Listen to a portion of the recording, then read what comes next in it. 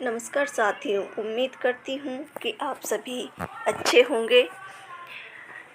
EMRS Eklavya विद्यालय में PGT Hindi के लिए यह प्रैक्टिस टेस्ट सीरीज़ है, जो इससे पहले मैंने 4 भाग इसके हो चुके हैं। यह इसका 5th भाग है।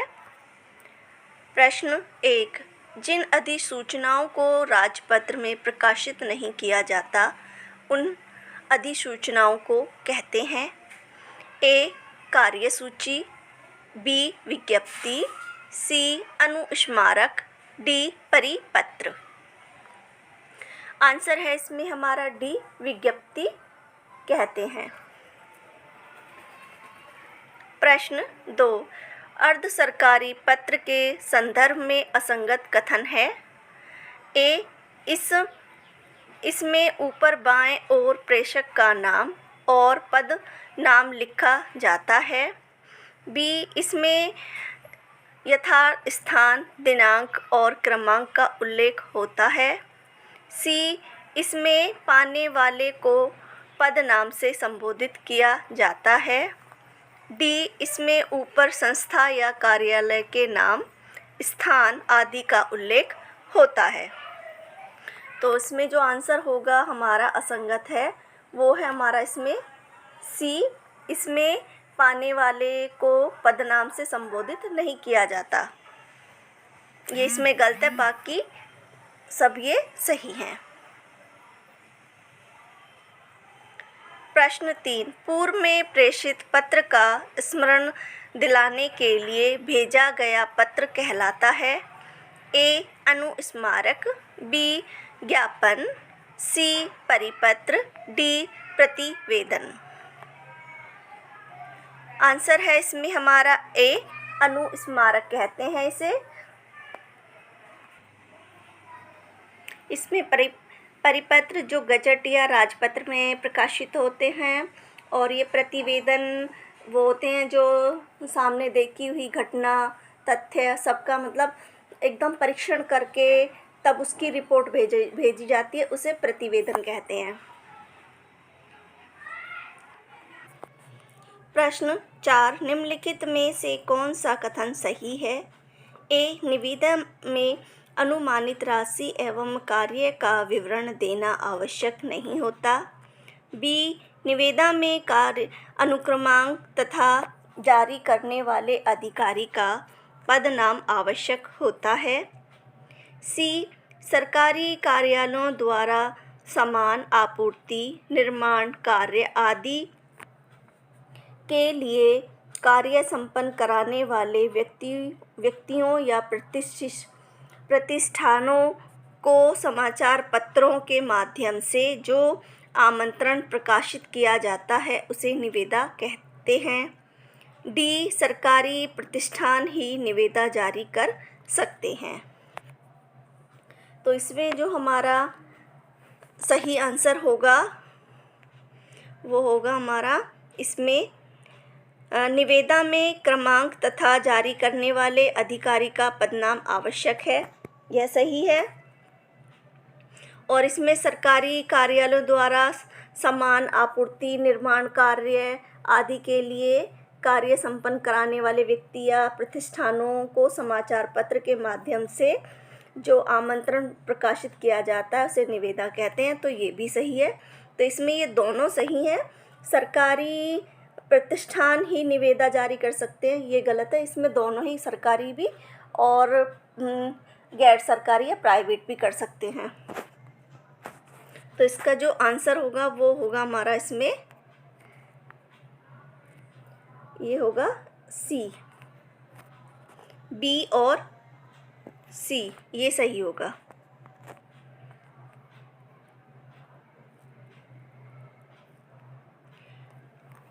प्रश्न 5, निम्न में से अर्ध सरकारी पत्र किस शैली में लिखा जाता है।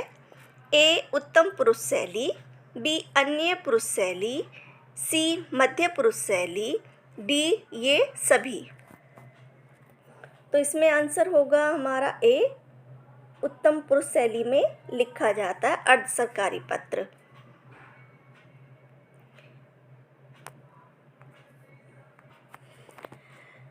अर्थबोध कराने के संबंध में कौन सा कथन सत्य है?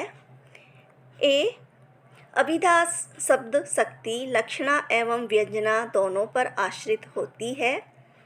बी, अभिधा शब्द शक्ति द्वारा रूढ़ और योग रूढ़ शब्दों का अर्थ बोध होता है। सी, आचार्य वामन ने रसानुभूति करने में अभिधा शक्ति की प्रधानता होती है। डी, लक्षणा एवं व्यंजना दोनों शब्द शक्ति अभिधा पर आश्रित होती हैं।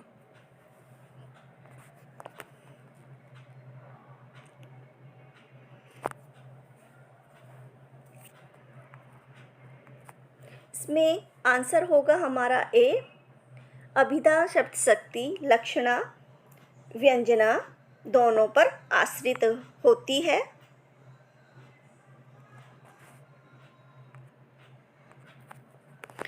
इसमें जो अभिधा शब्द शक्ति है वो यौगिक रूढ़ और योग रूढ़ दोनों शब्दों के अर्थ बोध होता है। इसमें जो रूढ़ दे रखा है ये गलत है। यौगिक रूढ़ और योग रूढ़ शब्दों का अर्थ बोध कराती है।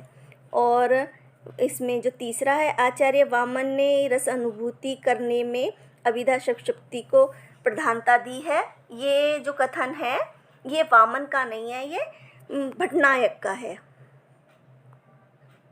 यहाँ मैं लिख देती हूँ यौगिक योग।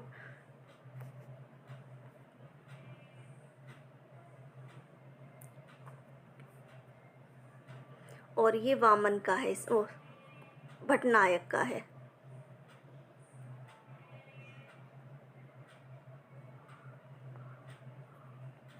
और इसमें जो चौथा आंसर है कि लक्षणा और व्यंजना दोनों शब्द शक्ति अभिधा पर आश्रित होती हैं। अभिधा शब्द शक्ति होती है व्यंजना और लक्षणा पर आधारित, तो ये इस वजह से ये गलत है। प्रश्न 7, निम्नलिखित में से काव्य गुणों के रस आश्रित किस आचार्य ने माना है? यहाँ को होगा काव्य गुणों को किस रस आश्रित किस आचार्य ने माना है? तो ए, रुद्रट, बी, भामा, सी, आनंदवर्धन, डी, दंडी। तो इसका जो आंसर होगा वो हमारा होगा सी, आनंदवर्धन ने माना है इसको। प्रश्न 8, स्थायी भाव उद्दीपित होने पर आश्रय की चेष्टाओं को क्या कहते हैं? ए, संचारी भाव, बी, विभाव, सी, स्थायी भाव, डी, अनुभाव। तो आंसर होगा इसमें हमारा अनुभाव कहते हैं। जो आश्रित हो इस पे आश्रित होती हैं, जो चेष्टाएं स्थायी भाव पर आश्रित होती हैं उन्हें अनुभाव कहते हैं। प्रश्न 9, भट्टनायक ने किस क्रिया द्वारा साधारणीकरण का सूत्रपात किया? ए, भावगत, बी, भोजगत, सी, अविधा, डी, उपयुक्त सभी। तो इसमें आंसर है ए, भावगत पर उन्होंने साधारणीकरण का सूत्रपात किया भट्टनायक ने। प्रश्न 10, कोमला प्रवृत्ति किस गुण के लिए अधिक उपयुक्त है? तो ए, प्रसाद, बी, माधुर्य, सी, ओज, डी, श्लेष गुण। तो इसमें आंसर होगा हमारा डी, कोमला जो गुण है वो माधुर्य के लिए अधिक उपयुक्त होता है। प्रश्न 11, चारुचंद की चंचल किरणें खेल रही थीं जल थल में, स्वच्छ चांदनी बिछी हुई है अवनी और अंबर तल में। इन पंक्तियों में कौन सा काव्य गुण है? ए, ओज गुण, बी, माधुर्य गुण, सी, प्रसाद गुण, डी, इनमें से कोई नहीं। तो इसका आंसर होगा हमारा सी, इसमें प्रसाद गुण है। और ये मैथिली शरण गुप्त की जो रचना संकलन है पंचवटी, उससे ये पंक्तियाँ ली गई हैं। और इसमें अलंकार जो है वो है अनुप्रास, क्योंकि इसमें च की आवृत्ति हो रही है, तो इस वजह से इसमें अनुप्रास अलंकार है।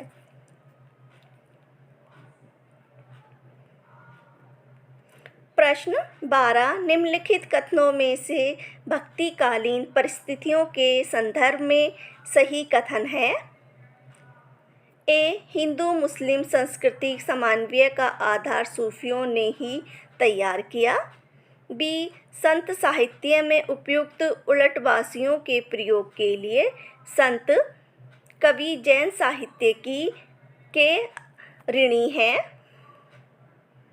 सी, प्रेम आख्यान कवियों में शैतान साधक को उसके मार्ग से विमुख करता है। डी, भक्तिकालीन साहित्य मुख्य रूप से 2 भागों में विभाजित है।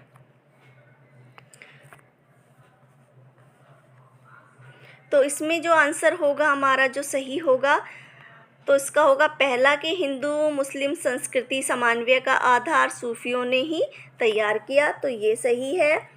और फिर इसका होगा हमारा सी सही है कि प्रेम आख्यान कवियों में शैतान साधक को उनके मार्ग से विमुख करता है, तो ये भी सही है। और इसमें डी भी सही है कि भक्तिकालीन साहित्य मुख्य रूप से 2 भागों में विभाजित है, क्योंकि भक्तिकाल जो निर्गुण भक्ति और सगुण, ये 2 भाग हैं। फिर उनकी दोनों की 2-2 भाग 2-2 मतलब शाखाएँ हो जाती हैं कि राम भक्ति काव्य और कृष्ण भक्ति काव्य, ये हो जाएगा हमारा सगुण में। और निर्गुण में सूफी काव्य जो प्रेम आख्यान काव्य है और संत काव्य, ये दोनों ज्ञानाश्री जो है वो आ जाएगा। और इसमें जो हमारा ये बी वाला जो है वो इसमें गलत है, क्योंकि इसमें जैन साहित्य जो है, जैन साहित्य के लिए नहीं है। उलटवासियों का जो प्रयोग किया है संत कवियों ने, वो सिद्ध साहित्य की है, सिद्ध साहित्य की से लिया गया है, तो इस वजह से ये गलत है। प्रश्न 13, केवल मनोरंजन न कवि का कर्म होना चाहिए, उसमें उचित उपदेश का भी मर्म होना चाहिए। पंक्तियाँ किस रचना से हैं? ए, साकेत, बी, भारत भारती, सी, जयद्रथ वध, डी, प्रिय प्रवास। तो इसका आंसर होगा हमारा बी, भारत भारती से ये पंक्तियाँ ली गई हैं। प्रश्न 14, बसंत आ गया पर कोई कुंठा नहीं शीर्षक निबंध के लेखक हैं? ए, विद्या निवास मिश्र, बी, बाल मुकुंद गुप्त, सी, कुबेर नाथ राय, डी, प्रताप नारायण मिश्र। तो आंसर है इसमें हमारा ए, विद्या निवास मिश्र का ये निबंध है। प्रश्न 15, रीतिकाल के कवियों के विषय में कौन सा कथन असंगत है? ए, मतीराम का छंदसार नामक पिंगल ग्रंथ महाराज शंभुनाथ सोलंकी को समर्पित है। बी, सेनापति की विशेष प्रसिद्धि उनके प्राकृतिक चित्रण और श्लेष चमत्कार के कारण है। सी, नवरस तरंग बैनी प्रवीण का नायिका भेद और रस भेद का ग्रंथ है। डी, पद्माकर का पद्माभरण ग्रंथ अलंकार को रोला छंद में है। तो इसका जो असंगत कथन है वो है हमारा डी, पद्माकर का जो पद्माभरण ग्रंथ है वो अलंकार ग्रंथ है, पर उसमें रोला छंद का प्रयोग नहीं है, उसमें दोहा छंद का प्रयोग हुआ है, तो ये इस वजह से गलत है। प्रश्न 16, कोई और कुछ का प्रयोग इनमें से किस सर्वनाम में किया जाता है? ए, निश्चयवाचक सर्वनाम, बी, निजवाचक सर्वनाम, सी, संबंधवाचक सर्वनाम, डी, अनिश्चयवाचक सर्वनाम। तो इसका आंसर होगा हमारा डी, निश्चय अनिश्चयवाचक सर्वनाम के लिए प्रयोग किया जाता है, कोई और कुछ का। प्रश्न 17, स्वतंत्रता सबको प्यारी होती है, वाक्य में रेखांकित शब्द का संज्ञा भेद है। ए भाववाचक संज्ञा, बी जातिवाचक, सी गुणवाचक, डी इनमें से कोई नहीं। तो इसका आंसर होगा हमारा ए, भाववाचक संज्ञा का उदाहरण है ये। प्रश्न 18, रसोइया में प्रत्यय है ए या, बी इया, सी आ, डी इए। तो इसमें आंसर होगा हमारा डी, इया। इया जो है वो रसोइया में प्रत्यय है। प्रश्न 19, अवधि शिला का उर पर था गुरुभार, तिल तिल कट रही थी मृग जलधार। प्रस्तुत पंक्तियों में कौन सा छंद है? ए बरवे छंद, बी शोरठा छंद, डी दोहा छंद, सी दोहा छंद और डी रोला छंद। तो इसमें जो आंसर होगा वो होगा हमारा बरवे छंद होगा इसमें, क्योंकि बरवे छंद में पहले और जो तीसरा चरण होता है उसमें 12-12 मात्राएं होती हैं और दूसरे और चौथे चरण में 7-7 मात्राएं होती हैं। तो इसमें अगर हम मात्राएं गिने तो एक,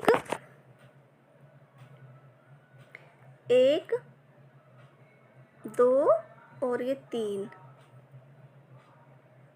फिर यहाँ 1 और ये 2, फिर यहाँ भी 2, फिर 1 1। तो 1 2 3 4 5 6 7 8 9 10 और 11 12। और इसमें हमारी 2 1 1 2 और 1 2 4 6 1 9 10 12। 7 तो ये हो गई हमारी और 12 ये हो गई। तो ये बरवे छंद है।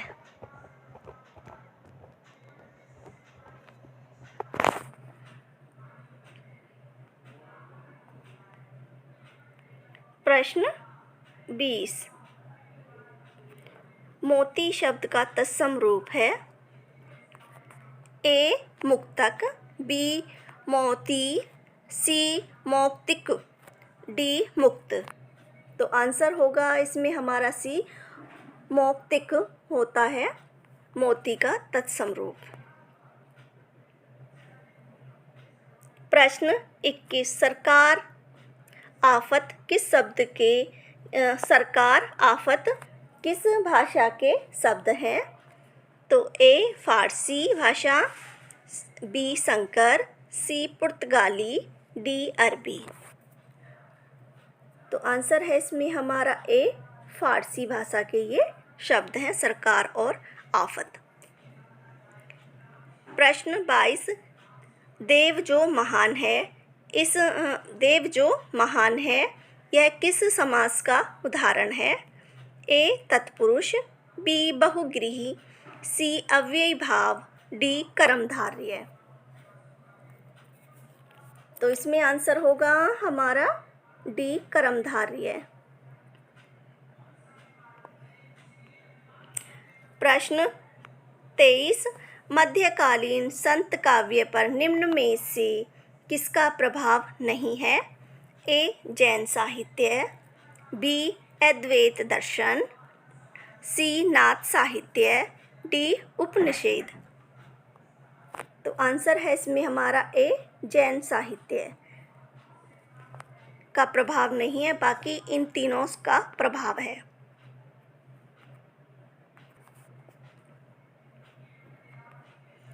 प्रश्न 24, निम्नलिखित कहानी आंदोलन को उनके प्रवर्तकों के साथ सुमेलित कीजिए।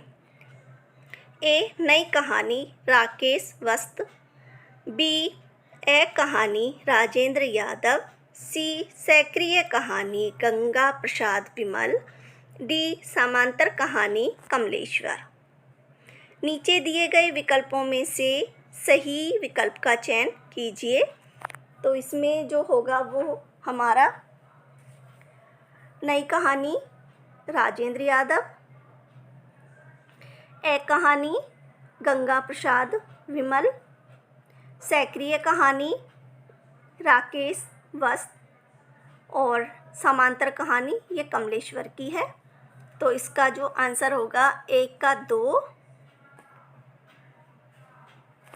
1 का 2, तो ए में भी नहीं है गलत, बी में भी नहीं है, सी और डी में है। बी का 3, बी का 3 है हमारा डी में, तो आंसर हो जाएगा इसका डी। प्रश्न 25, निम्नलिखित में से सिद्धों के संदर्भ में असंगत कथन है। ए, सिद्धों ने बौद्ध धर्म की व्रजयान शाखा के प्रचार प्रसार के लिए ग्रंथ लिखे। बी, सिद्धों के यहाँ करुणा व शून्य का अत्यधिक महत्व नहीं है। सी, सिद्ध जीवन की सहजता के विश्वासी थे।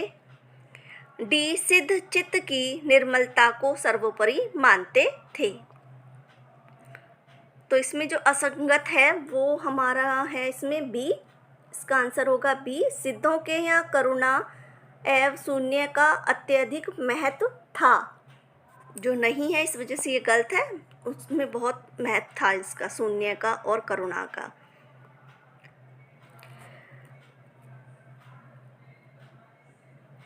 प्रश्न 26, आदिकाल का सबसे परिमाणिक साहित्य माना जाता है। ए, रासो साहित्य। बी, रास साहित्य। सी, नाथ साहित्य। डी, लौकिक साहित्य। तो आंसर है इसमें हमारा बी, रास साहित्य आदिकाल का सबसे प्रामाणिक साहित्य माना जाता है। मेरी वीडियो को प्लीज़ लाइक करें और चैनल को सब्सक्राइब करें।